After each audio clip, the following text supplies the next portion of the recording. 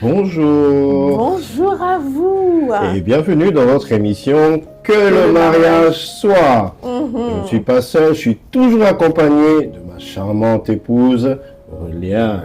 Ça va, Reliane? Oui, ça va très bien. Et aujourd'hui, j'ai un souhait. J'ai un souhait pour votre mariage. Que votre mariage soit coloré des couleurs de l'amour, un petit peu comme ma robe. Et des couleurs de l'unité. Couleurs de l'amour. Non, mais moi, je n'ai pas des couleurs de l'amour. Ma robe, elle a juste Plusieurs beaucoup de couleurs, plusieurs couleurs. Et je me dis que votre mariage doit absolument être coloré de beaucoup d'amour, de beaucoup d'unité, d'harmonie, la complicité. C'est de ça qu'il s'agit. C'est ça le mariage. Et oui, et aujourd'hui, de quoi allons-nous parler aujourd'hui? Parce que la fois passée, nous parlions justement de comment est-ce que les couples doivent réagir, être unis et travailler dans l'épreuve. Exactement, on a parlé de comment l'unité d'un couple peut les sortir des épreuves très rapidement. L'épreuve qui aurait pu, vous imaginez que les enfants d'Israël dans le désert qui auraient pu faire 9 jours, quelque chose comme ça, 11 jours. Ils ont fait 40 ans. Alors que, en fait, dans le mariage, le but de l'épreuve, c'est pas que vous restiez là pendant 40 ans, que vous restiez là pendant autant d'années, mais le but, c'est que vous arriviez à apprendre très vite la leçon et que vous passiez le désert en 11 jours. Et donc, maintenant, ce qui fait en sorte que le couple arrive à vite sortir de l'épreuve, c'est l'unité.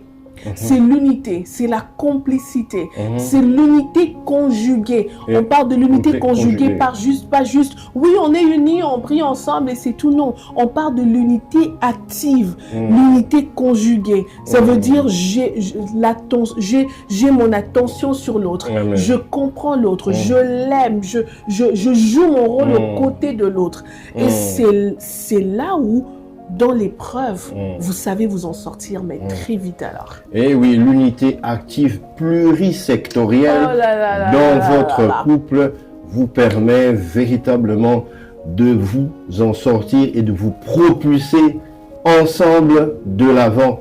C'est vraiment ce que nous avions appris la fois passée. Et je sais que par le Saint-Esprit aujourd'hui, nous allons encore apprendre de nouvelles choses et ça va nous enrichir, nous fortifier.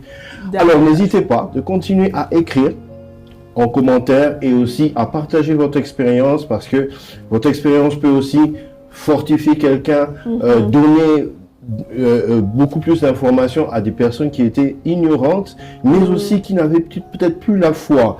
Et ça peut fortifier la foi de quelqu'un et permettre à un couple de s'en sortir grâce à votre témoignage. Donc, nous sommes ici en train d'échanger et je pourrais dire, les expériences en fait, et tout ce que nous avons vécu à travers le mariage avec Dieu.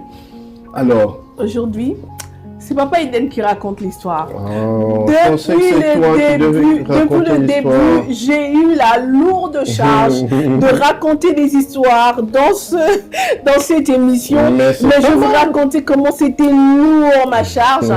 Ma charge, elle était lourde parce qu'il fallait avoir toute l'histoire, maîtriser du début à la fin, trouver des mots et les enchaînements pendant autant de temps. Et donc, je l'ai porté. Aujourd'hui, je mets une pause. C'est Papa Eden qui raconte l'histoire. C'est mon cœur qui raconte l'histoire. Ah ouais. Okay. On part de l'unité, aimer l'autre comme son propre corps. J'ai décidé que lui, il était mon cœur et c'est lui qui raconte l'histoire. Donc tu vas donner la voix en fait à ton cœur, mais ça va parler, tu vois, mais au travers de moi. Donc, considérez que c'est elle qui raconte l'histoire, mais par ma bouche. C'est toi qui as les mots. C'est toi qui as la mots. Donc bref. On t'écoute, papa. Alors, c'est une histoire vécue, une histoire véritablement, je dirais, qui a traversé nos vies. Ça se passe en 2020. Ça se passe au moment du Covid. Au moment où on a interdit aux gens de se toucher, il fallait porter des masques, il fallait une distanciation sociale, et il faut se laver les mains tout le temps. Voilà un peu la période dans laquelle on se trouve en 2020. Et je venais de prendre un congé par rapport à l'entreprise où je travaillais. C'était un congé de quelques semaines. Alors, on est allé, j'avais en fait une activité que je devais faire avec certains partenaires. Nous avions décidé d'aller vers Matadi pour rencontrer certains partenaires. Alors, avant cela, on était à la maison avec maman Roliane et on discutait sur les choses à faire, les planifications comme nous avons l'habitude de faire. Je dis, qu'est-ce que tu fais pendant ces vacances? Voilà ce que j'ai planifié, voilà ce que je compte faire, mais voilà ce que nous allons faire ensemble. Et je lui ai annoncé que j'allais faire un petit voyage d'1 semaine pour un aller-retour et je serai de retour dans 7 jours. Bon, faut dire que elle n'était pas très d'accord parce que d'habitude, nous avons cette tradition de pouvoir voyager ensemble, en famille. Elle me dit, bon d'accord, je ne vais pas quand même te coincer, c'est le travail et tout ça, voilà, je te laisse partir, mais on va quand même prier. Pendant tout ce temps-là, avant le voyage, on était un peu pas très tranquille par rapport à ça parce que ce n'est pas dans nos habitudes de voyager seul. Alors, ce soir-là, on est allé dormir, on a prié, on a dormi, et il a fait un rêve. Mais ça, tu peux nous raconter. Hein? Tu veux toujours pas nous raconter. Non, bref. Non, moi, je vais raconter. Continue l'histoire. Donc, elle a fait un rêve. Dans ce rêve-là, il y avait... Pas très bien. Oui, un rêve qui n'était pas très bien. C'est un rêve prémonitoire négatif me concernant. Ok. Comme l'a raconté, je dis, bon, ok, on va prier. Cela m'a réveillé, en fait, pour dire, il peut avoir un mal devant qui nous attend. Alors, je me suis carrément mis à part pour prier et chercher la face de Dieu. Il faut dire que j'ai pris le temps de prier avec le psaume 91, en tout cas, tous les 3 derniers jours avant le voyage et même le jour même, la nuit d'avant, j'ai prié comme un malade. Je sais pas, j'ai mis ma dernière énergie pour prier avec le psaume 91 du premier verset au dernier verset. Elle me voyait même le soir, là, pendant que les gens dormaient, moi, je priais. C'était une prière d'agonie. Je savais pas, je dis, mais écoute, il faut que je prie. Il faut vraiment que je me confie entre les mains de Dieu. Je dois pas faire les choses seulement parce que je dois les faire, mais il faut me rassurer que Dieu est avec moi. Moïse pouvait dire, si tu ne pars pas avec nous, alors nous n'irons pas. Alors j'ai prié, je me suis confié entre les mains de Dieu. Je suis encore allé prier avec un serviteur de Dieu. Et ce matin-là, on a arrangé les valises. C'était un 21 septembre. On est parti, on a quitté, c'était autour de 10 heures. On a pris la route.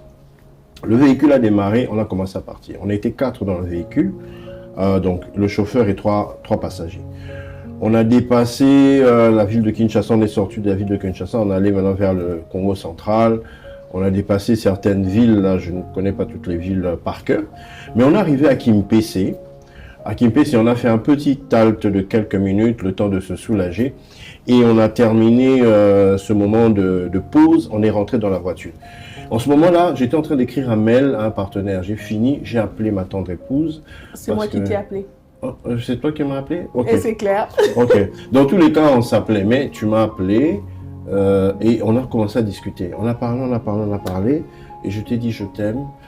Écoute, je vois que... C'est pourquoi il ne faut pas laisser la partie raconter l'histoire, il ne faut pas laisser au garçon ensemble. Bon, écoute, je raconte ce que j'ai dans ma tête. Hein. Non, je vais raconter ce côté-là. Alors, moi, je suis au salon, je suis dans la cuisine. J'étais en train de chauffer de l'eau. Je crois que j'ai tenu le verre et le verre m'a lâché fortement. Et puis, quand ça m'a lâché, ça s'est écrasé. Je n'ai pas compris comment ça s'est écrasé. Je me suis dit que j'appelle Eden, il y a sûrement un problème. Je t'ai appelé. Ah, voilà. Non, en fait, cette partie-là, puisque c'est toi qui l'as vécu de l'autre côté, je n'ai pas retenu. Je l'appelle et puis je lui dis, allô Eden, comment tu vas? Où vous êtes? Il m'a dit, attends, je te rappelle. Tu te rappelles de ça? Oui, au moins ça, je me rappelle. Allez, continue. Je t'ai dit, ok, je t'aime, je te rappelle. Je te rappelle. En fait, j'étais dans la voiture, je venais de terminer mon mail. On a parlé avec mon Reliane. J'ai pris mon laptop, je l'ai mis juste devant moi sur le siège passager et j'ai vérifié ma ceinture. J'ai demandé à mon voisin qui était là, mets ta ceinture parce que le chauffeur allait très vite. Je lui ai même demandé, mais comment tu conduis comme si tu jouais au Nintendo? C'est quoi? Ça t'arrive souvent? Baisse un peu. Bon, lui, il conduisait. Alors j'étais là. Ça n'a pas traîné. Quelques minutes plus tard, le choc. Et ce choc-là, je me suis rendu compte simplement que nous avons fait 3 tonneaux. J'étais dans la voiture, derrière, comme le chauffeur était du côté droit. Donc, on a cogné du côté là où lui n'était pas. Tu vois? On a cogné les... En fait, c'était un véhicule. Je vous raconte très bien. C'est-à-dire, nous étions en train de descendre une pente. C'était pas très grande, mais quand même. Et cette pente donnait à un virage qui montait sur une montagne qui allait vers un pont. Et il y a un véhicule, un camion-truck qui venait dans le sens contraire. Et ce camion est entré dans notre trajectoire, mais quand elle est venue, juste dans ce tronçon-là, elle n'a pas pris sa bande. Elle est restée au milieu. Et elle venait avec vitesse. Notre véhicule venait aussi avec vitesse. Je vous dis, ça n'a pas pris beaucoup de secondes, mais l'impact. Lui a essayé de nous esquiver.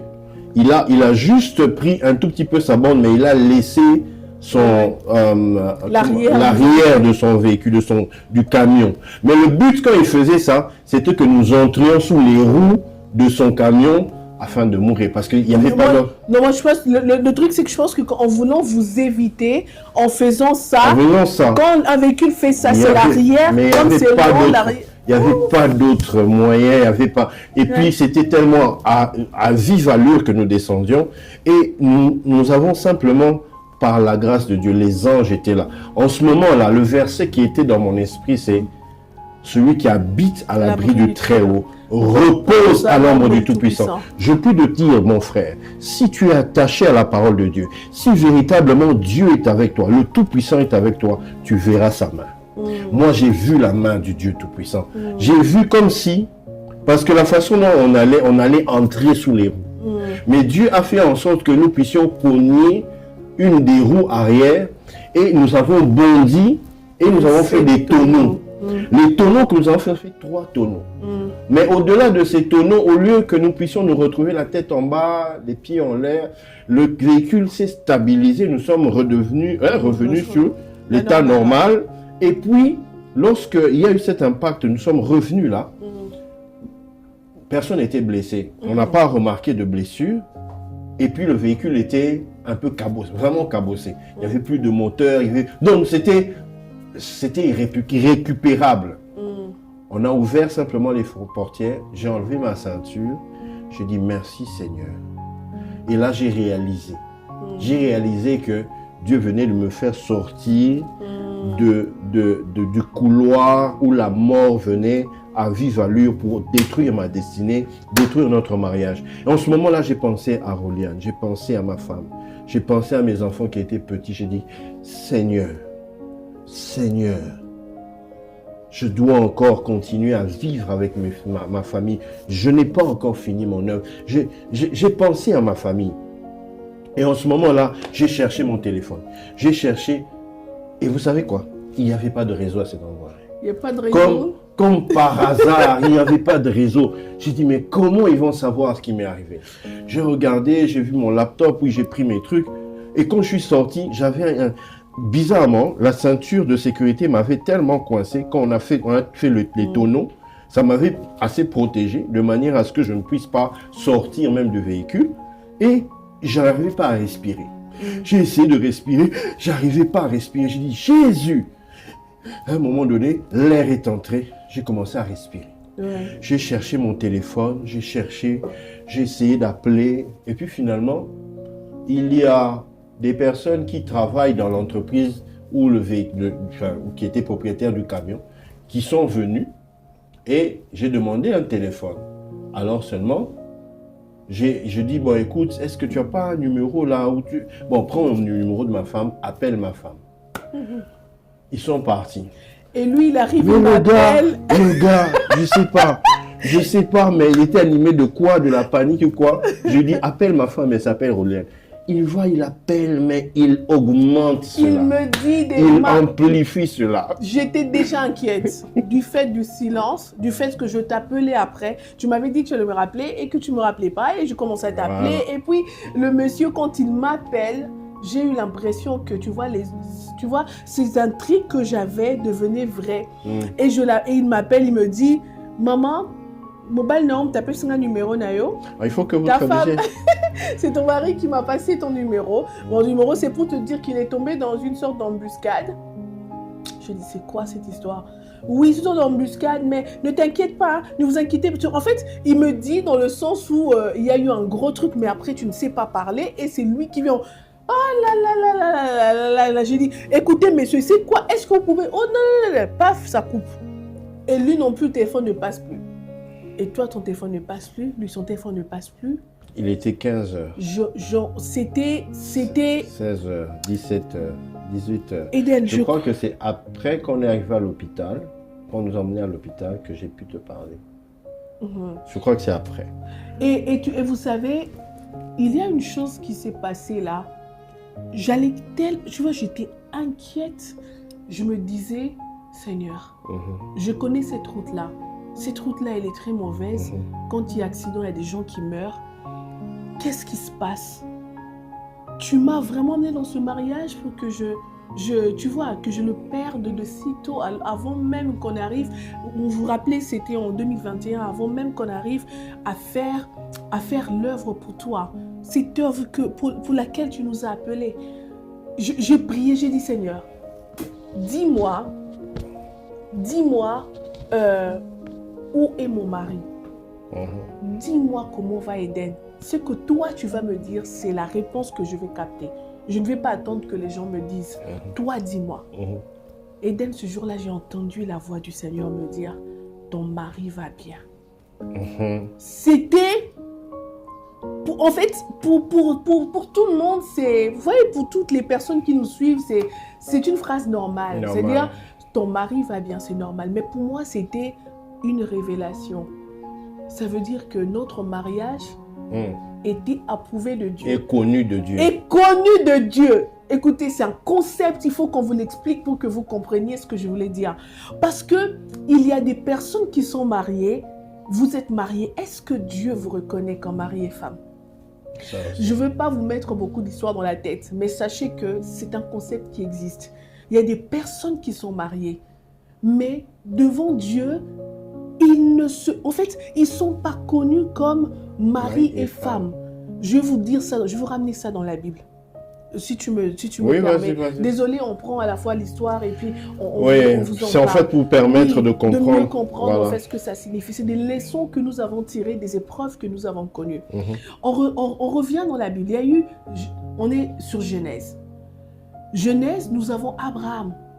Abraham, quand il arrive en Égypte, et le pharaon qui regarde sa femme, qui veut sa femme et qui va vers sa femme. Quand il va vers Sarah, ça ne veut pas dire aller dans la Bible, ça veut vraiment dire qu'ils ont eu des relations intimes avec Sarah.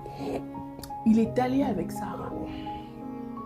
Et le Seigneur et Dieu vient après l'histoire pour frapper Pharaon. Mais l'acte était déjà consommé. L'acte consommé, ça veut dire que le couple là, dans le langage d'aujourd'hui, il y avait déjà eu une certaine tromperie, infidélité dans ce couple-là. Jusque-là, c'est une histoire. Mais ça devient intriguant quand, dans la deuxième partie de l'histoire, Sarah est enlevée par Abimelech. Sarah est enlevée par Abimelech. Et puis Abimelech, qui veut s'approcher de Sarah, mais Dieu vient avant. Dieu intervient. Il dit ceci. Ne touche pas cette femme car elle a un mari. Ce concept-là, je l'ai connu avant de me marier. Ça veut dire que je dis, Seigneur, c'est pas possible. Comment tu peux avoir dans le même couple, tu interviens pour le premier cas, tu laisses faire. Pour le deuxième cas, tu dis qu'elle a un mari. Elle n'avait pas de mari avant quand ils sont allés en Égypte. Est-ce qu'elle n'avait pas de mari avant? Mais c'est un concept qu'on doit étudier. Ici, c'est que le mariage soit... Il faut qu'on étudie ce concept et qu'on y revienne, qu'on en parle en profondeur. Je sais ce que signifie que Dieu déclare que c'est ton mari. Que Dieu déclare c'est ton mari. Jésus qui dit à la femme, c'est la femme samaritaine qui dit où est ton mari? Vous imaginez? Ça veut dire que c'est un concept Profond. Profond que les gens devraient savoir. Mais si vous regardez l'histoire d'Abraham entre ce qui s'est passé en Égypte et ce qui s'est passé chez Abimelech, vous comprendrez alors le processus qu'il y a dedans là. Vous comprendrez ce que Dieu considère comme mari et femme. Ce n'est pas juste des personnes mariées qui font des rapports sexuels. Oui, peut-être oui, d'une certaine manière. Mais ce que Dieu considère comme mari et femme et qui le pousse à intervenir dans votre vie, c'est quand vous comprenez que vous avez une mission. La mission, c'est pour vous deux. Vous comprenez que vous dépendez de lui. Amen. Vous comprenez que réellement vous devriez marcher devant sa face. Exact. Vous comprenez que il y a des choses à comprendre. Et quand le Seigneur vous déclare mari et femme, sachez que lui-même, il commence à intervenir même dans les histoires d'infidélité pour que ça n'arrive pas. Lui-même, il fait en sorte que toi, là, tu ne vas pas aller ailleurs. Tu vas aller où? Tu vas rester avec cette femme-là. Et cette femme-là, tu vas rester avec ce mari-là. Moi-même, je deviens le garant de votre mariage. Moi-même, je protège votre mariage. Je ne vous mets pas dans des circonstances qui font en sorte que vous arriviez à vous séparer. Et c'est ça, le mariage que le Seigneur approuve. Amen. Et donc, Papa Eden va repartir dans son histoire. Donc, voilà un peu cette incise très importante que ma chérie vient de faire. Et il était important d'épingler la partie justement de la connaissance, de comment est-ce que, ayant cette connaissance de la parole de Dieu, sachant qu'est-ce que c'est le concept que Dieu est en train, en fait, de déployer en disant qu'elle a un mari, elle savait ce que c'était. Alors, elle pose la question au Dieu de son alliance pour dire, où est mon mari? Qu'est-ce qui lui est arrivé? Dis-moi. Donc, elle n'a pas utilisé la télécommunication que nous avons aujourd'hui. Elle a utilisé la communication céleste. Elle a parlé à son père pour, dans cette intimité-là, avoir l'information directe, en temps réel, et qu'elle puisse avoir la paix. Parce que ce dont elle avait besoin, c'était la paix. Vu que nous avions été coupés de communication par les voies technologiques, elle a utilisé le passeport céleste. Elle dit non. On n'utilise plus le passeport terrestre, on va utiliser le passeport céleste. On va invoquer Dieu afin que lui nous donne l'information. Ton mari va bien. Et en effet, je n'étais pas blessé. Je n'avais pas de fracture. J'avais juste un petit choc à cause de ça. Ok. Et des douleurs atroces. Et des douleurs, oui, c'est vrai, mais ce n'était pas des blessures, ce n'était pas vraiment aussi grave que ça. Mais vraiment, Dieu nous a protégés. Ce jour-là, j'ai rencontré le Dieu Tout-Puissant. Je connaissais Dieu d'une certaine manière. J'avais rencontré Dieu d'une certaine manière. Mais ce jour-là, j'ai eu une rencontre qui a bouleversé ma vie. Et ma vie a changé. J'ai eu aussi une autre dimension dans ma mission. J'ai eu une autre dimension. Parce que, en fait, Dieu vous laisse entrer dans l'épreuve. Non pas pour vous tuer, mais pour que vous puissiez le découvrir dans une autre dimension. Et qu'ensemble, en tant que couple, vous puissiez aller plus loin. Parce que si nous n'avions pas connu cela, il y a une dimension de la mission qu'on n'aurait pas déployée. Exactement. Parce qu'on se dit, on a le temps, on a toute la vie, écoute, bon, on va faire ça après, et tout ça. Maintenant, pour nous, tout ce qui concerne la mission, c'est urgent. On le fait maintenant. On le fait maintenant parce que Dieu est capable pour nous donner toutes les possibilités pour le faire maintenant. Exactement. Tu vois, et ça nous permet en fait d'avoir une vision claire. On se dit, on fait ça maintenant. On sait que cela a des implications et de l'impact sur les minutes qui viennent, sur la génération qui vient. Et nous nous résignons pas à poser des actions telles que le Seigneur nous l'inspire en ce moment T, puisque nous savons que le Dieu Tout-Puissant, celui qui fraye le chemin dans le désert, celui qui nous connecte aux bonnes personnes et aux bonnes circonstances pour faire ces choses-là. Le seul vrai Dieu, c'est celui-là qui capacite notre couple afin que, reconnaissant que nous lui appartenons, reconnaissant que cette union est bénie de Dieu et fondée sur la parole de Dieu, il dit, il va bien. Et comme il dit que je vais bien, donc notre couple va bien. Donc ma femme Reliane aussi ne pouvait qu'aller bien parce que en ce moment-là, il n'y avait plus de quoi s'inquiéter. Parce que nous étions passés par l'épreuve, c'est vrai, mais nous en avons reçu beaucoup comme bénéfice. Ça fait mal, c'est vrai. C'était une circonstance pas agréable du tout, mais le Seigneur a transformé le mal en bien. Et aujourd'hui, nous en parlons comme un témoignage. Nous en parlons comme ça pour dire que lorsque vous voulez faire quelque chose, que ce soit pour le travail, que ce soit pour la maison, composez avec votre femme. Très bien, c'est votre ouverture. Moi, c'est vrai que ce soir-là, j'ai prié toute la nuit, mais au début de la nuit, nous avons prié avec elle. Elle a dormi, moi j'ai continué. Donc, nous avons prié dans la dimension de l'accord pour dire, Seigneur, sois avec nous. Sois avec nous parce que nous ne voulons pas faire un pas sans toi. Sois avec nous parce que tu es le fondement, tu es le garant même, le fondement de cette alliance. Nous avons commencé ça avec toi, nous voulons continuer avec toi. Et c'est cette dimension-là qu'on a mis en avant. On a mis Dieu en avant, dit marche devant nous. Tu es le Dieu Tout-Puissant. Nous voulons habiter à l'abri du Très-Haut. Yes. C'est ce concept-là que je voudrais que nous puissions mettre dans notre esprit, que le couple doit désirer ensemble habiter à l'abri du Tout-Puissant, du Très-Haut. Ce n'est pas seulement habiter dans de belles maisons, ce n'est pas habiter dans un bel appartement, mais habiter d'abord à l'abri du Très-Haut. Parce que tu peux habiter dans un bel appartement, mais si dans cette région-là, il y a séisme, ça veut dire que la maison ne va pas tenir. Si il y a eu un problème de guerre, ça veut dire que vous allez laisser la maison. Donc, notre assurance, l'assurance du couple, de la famille, c'est à l'abri du Très-Haut. Mais aussi, reposer à l'ombre du Tout-Puissant. C'est ça qui est encore plus intéressant. C'est que lorsque tu as le repos, c'est-à-dire que tu as la paix dans le cœur.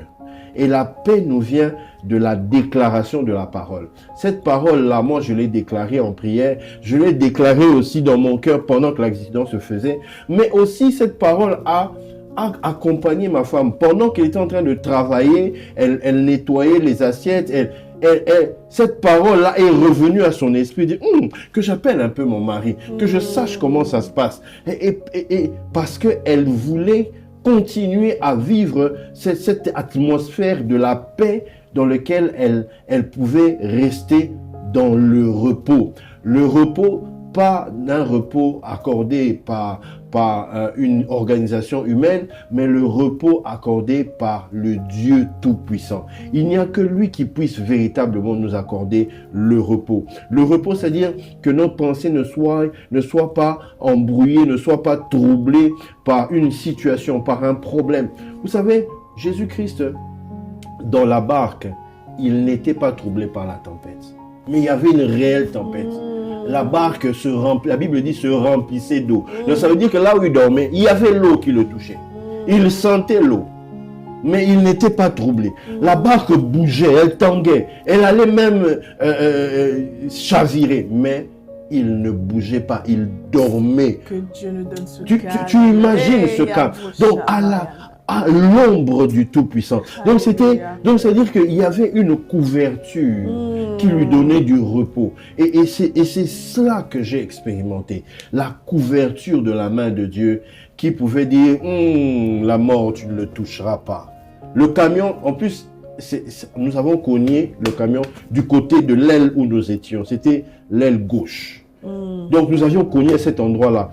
Si la bonne main de Dieu n'était pas entre notre véhicule et le camion, je ne serais pas là en train de vous raconter cette histoire.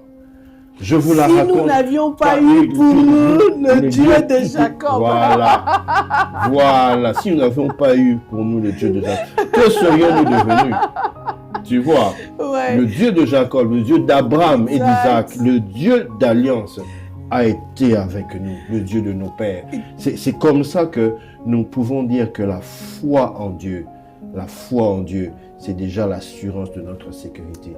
La foi en sa parole, c'est déjà la garantie que votre couple ira jusqu'au bout de sa mission. Si vous le croyez, si vous le pratiquez, vous verrez que l'épreuve va arriver. Mais étant averti, divinement averti, divinement révélé, vous voyez que ça c'est un test. Maintenant là, on va s'exercer.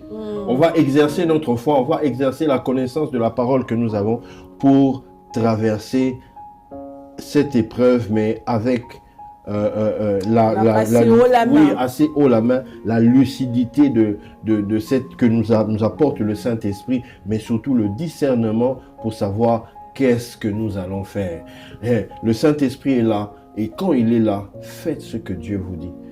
Moi, si je n'avais pas écouté ma femme, je n'allais pas prendre ce temps de prière. J'étais devenu, pas anxieux, mais réveillé pour dire, hey, tu vas voyager cette fois-ci seul, mais assure-toi que Dieu est avec toi.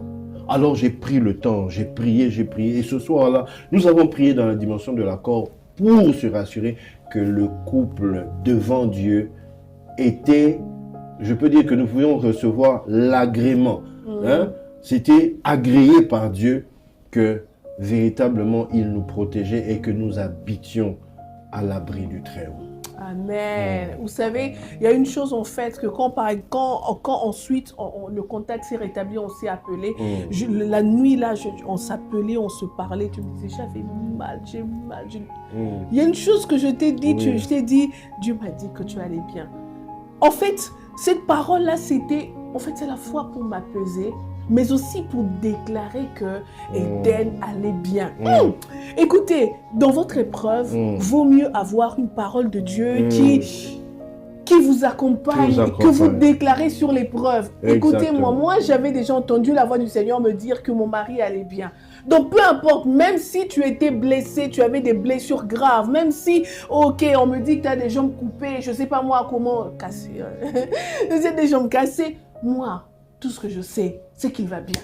Je vais déclarer de cette parole-là sur la jambe cassée, tu vas te refaire. Je vais déclarer des paroles sur... En fait, ça veut dire que avoir, c'est que entendre ce que le Seigneur te dit vaut mieux que la situation elle-même. Amen. Il allait bien, il avait des douleurs, mais seulement parce que le Seigneur lui-même nous avait déjà dit qu'il allait bien. Alors nous, on allait déclarer des paroles sur sa santé, déclarer des paroles qu'il va bien, déclarer que tout va bien, déclarer que notre couple va bien, parce que s'il va bien, papa va bien, nous tous on va bien, Amen. Les enfants vont bien. Et donc, dans votre épreuve que vous traversez, où est la parole de Dieu? Où est la parole? Cherchez-la. Et où est votre position? Cherchez-la. Et tenez-vous là où la parole de Dieu figure, là où la parole de Dieu se tient dans votre épreuve. Peu importe l'épreuve. Parce que vous allez dire, oui, on nous dit toujours, oui, parce que c'est trop facile votre épreuve. C'est juste un accident, mais c'était pas par exemple... Juste un accident. Je sais pas. Pour celui qui était dans l'histoire. En fait, je peux raconter la douleur que j'ai ressentie et ce que j'ai imaginé de pire en ce moment-là. Tu vois, moi j'étais du côté où il y avait les pneus. Je ne sais pas si tu es déjà passé à côté d'un camion remorque qui passe, tu vois les pneus de cette taille-là. Bon, imagine-toi en dessous de ces pneus-là et que ces pneus-là sont en train de te broyer. Imagine comment tu vas te sentir. Donc déjà, je comprends. Tu vois maintenant, c'est facile de parler, mais quand quelqu'un est dans la situation, ça fait vraiment mal. Tu vois maintenant dans le sens où ça c'est une situation, ce n'est pas une situation de désaccord dans le couple. Non. Mais maintenant eux ils disent des situations de désaccord. Ça veut dire que le monsieur avec qui tu es en train de vouloir conjuguer, c'est-à-dire composer l'unité, c'est un coureur de jupons, il te trompe, il te fait mal, il n'en a rien à faire de toi. Non. Il peut même voler ton argent. Oui. C'est-à-dire que dans cette situation-là, je pense qu'il y a aussi une parole de Dieu qui peut être dépêchée dans toutes ces situations-là. En effet. Et c'est ça qu'il faut rechercher. Exactement. Ça arrive. Parce que je pense que la Bible couvre, je pense, toutes les parties de la vie conjugale des couples. Absolument. Vous n'allez pas dire que ça, là, c'est pas couvert. Même quand j'ai suivi un débat un peu dans un forum de couples, bon, pas un débat, je pense dans un réseau social, on disait... On disait que, est-ce qu'une fille qui posait la question, est-ce qu'il pouvait, à propos de sexe qu'on met dans la bouche ou pas, on lui disait non, mais la Bible n'en parle pas clairement, mais la Bible dit par exemple que votre lit ne soit pas souillé, la Bible dit par exemple ceci ou cela, mais moi je me dis, cherche bien ma chère, cherche bien. On ne va pas le dire parce que la Bible, comme le papa Karambiri dit toujours, c'est une clé USB. Une clé USB, c'est-à-dire que dedans, il y a tout plein d'infos. Mais on te sort la Bible, la clé. Elle est petite, mais elle a beaucoup d'infos dedans. Ça veut dire que si tu cherches une information sur ça, tu vas trouver. Le Seigneur va t'en parler, mais d'une certaine manière, tu ne vas pas croire. Ah, le Seigneur m'a parlé par rapport à ça et ça devient une réalité, une vérité réelle, vraie, dans ton cœur que personne ne va te voler. Donc, peu importe la situation que ton couple traverse, il y a une parole de Dieu qui est dégagée là-dessus. Peu importe, maladie, manque d'argent, des conflits qui n'en finissent pas, situation entre belle famille et vous, situation, je sais pas moi, vous avez des conflits horribles, sachez qu'il y a une parole de Dieu. Tu peux lire la Bible ou tu peux entendre Dieu te parler. Exactement. Tu peux entendre quelqu'un d'autre te parler de la part de Dieu. Exactement. Tu peux recevoir un SMS de quelqu'un qui était juste assis en train de... Et puis il reçoit une pensée, il t'écrit ça par SMS et tu regardes et tu sais, ah ouais, ça c'est Dieu qui m'a parlé. Amen. Peu importe ce que tu traverses, il y a une parole de Dieu adaptée pour la situation exacte que tu traverses. Et le Seigneur sait comment il amène son œuvre à la perfection. Amen. Et je le bénis pour ta santé. Amen. Je le bénis pour le miracle qu'il a opéré ce jour-là. Je ne sais pas si que le mariage n'aurait pas été là, que le mariage n'aurait pas été là. si Dieu n'avait pas si Dieu n'était pas intervenu ce jour-là, si Dieu n'avait pas eu pitié de nous. En fait, ce n'est pas un mérite, ce n'est qu'une grâce. En fait, nous n'en parlons pas comme si nous disions, voilà, nous sommes meilleurs que X, Y couple. Non, nous disons simplement que nous avons eu la grâce de nous tenir dans la présence de Dieu.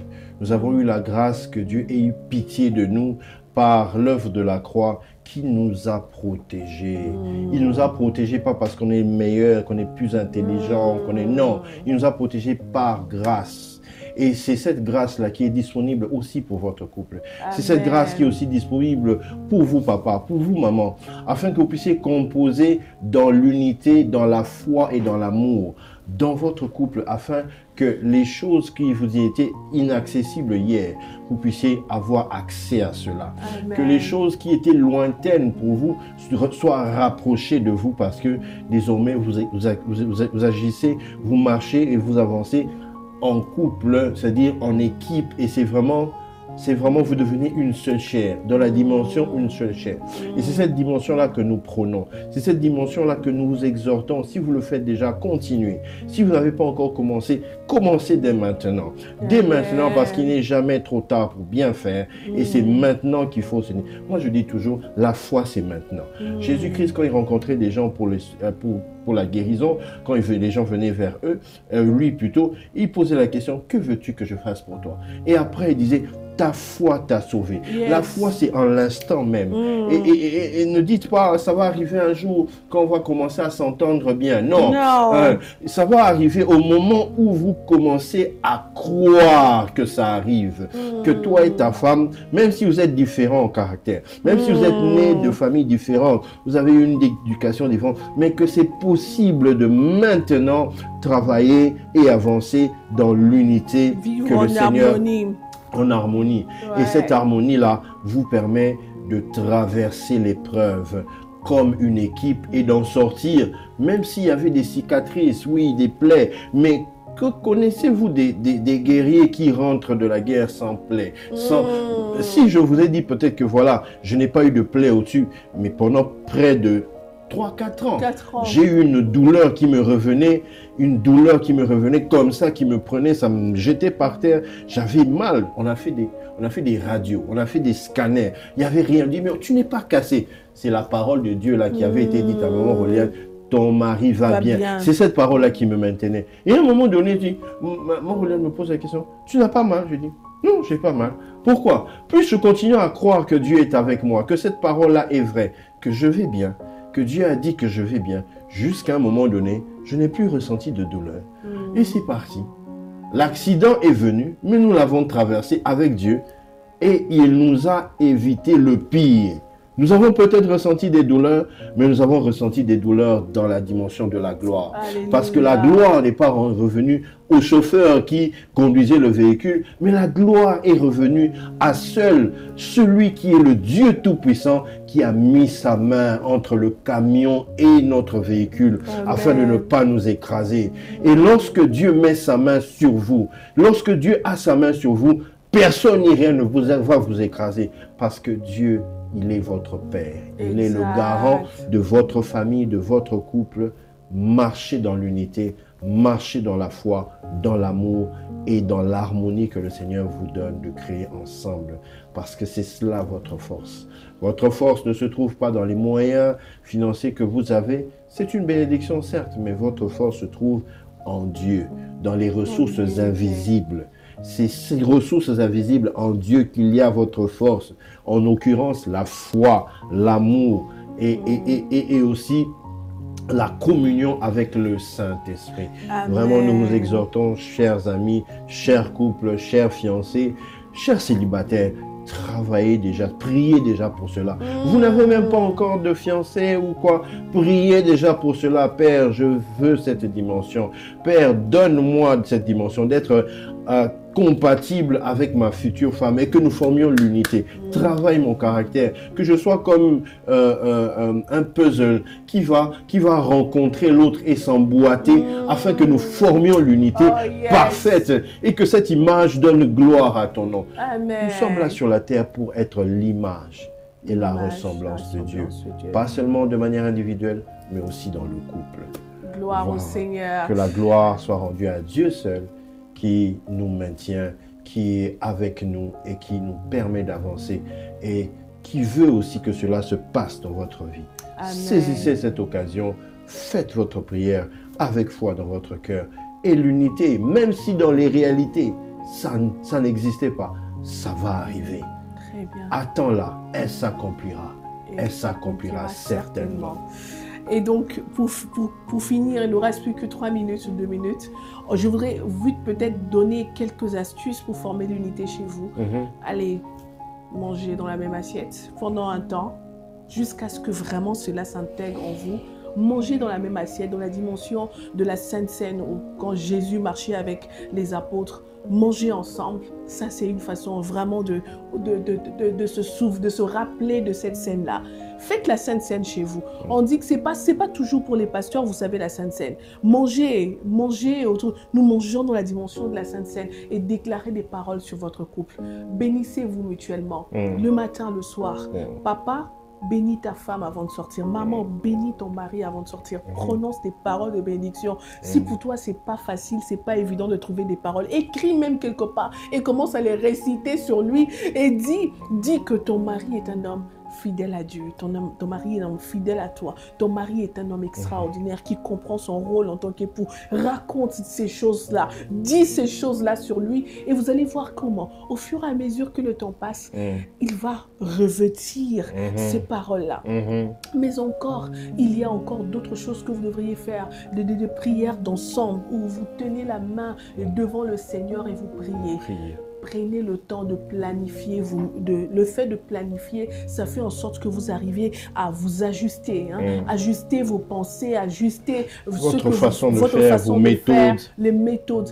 Planifier. Faites la charte. On l'avait dit ici dans l'émission. Faites la charte de votre couple. Qu'est-ce que nous on fait, qu'est-ce qu'on ne fait pas. Comment on doit marcher, comment on ne doit pas marcher. Comment on fait pour se protéger de l'infidélité? Comment on se fait pour se protéger du manque? Comment on va faire? Et comment prier ensemble? Comment apprendre aux enfants à prier? Comment traverser l'épreuve ensemble? Planifier tout cela. Ce genre de choses. Ce sont des stratégies. Oui. Et puis, vous dormez dans la même maison. Planifiez. Vous êtes ensemble, par exemple. Vous vous réveillez à 6 heures. Vous priez ensemble. Vous allez vous coucher le soir. Lavez-vous ensemble. C'est des choses qui sont peut-être banales, mais elles paraissent banales, mais elles sont fortes et puissantes. Lavez-vous ensemble, faites des choses ensemble, riez ensemble, amusez-vous ensemble, bénissez Dieu ensemble, et priez pour les autres ensemble. Et voyez comment le Seigneur lui-même, toute flèche allait il y aura une flèche retour. Retour. Tu te souviens de toi où je me mets à prier pour quelqu'un, j'ai commencé à prier, je suis arrivé à un moment où c'est tellement fort, mais le Saint-Esprit me dit maintenant fais la passe à ta femme. Je prends le micro, je fais la passe à maman Roliane. Elle prend ça à cette dimension, elle continue, elle monte et elle prie à fond. Et à la fin, c'est magnifique, le puissant du Saint-Esprit est là, le Saint-Esprit agit et ça bénit tout le monde. Et voilà. Des choses qu'on peut faire ensemble. C'est déjà la fin de l'émission. On va se retrouver très prochainement. Portez-vous bien. Que le Dieu que nous servons vous visite et qu'il vous apprenne l'unité que vous allez partager avec nous. Marchez dans l'unité. Et...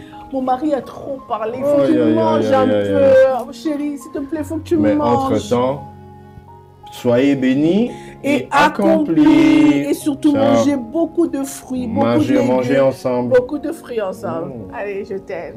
Je t'aime.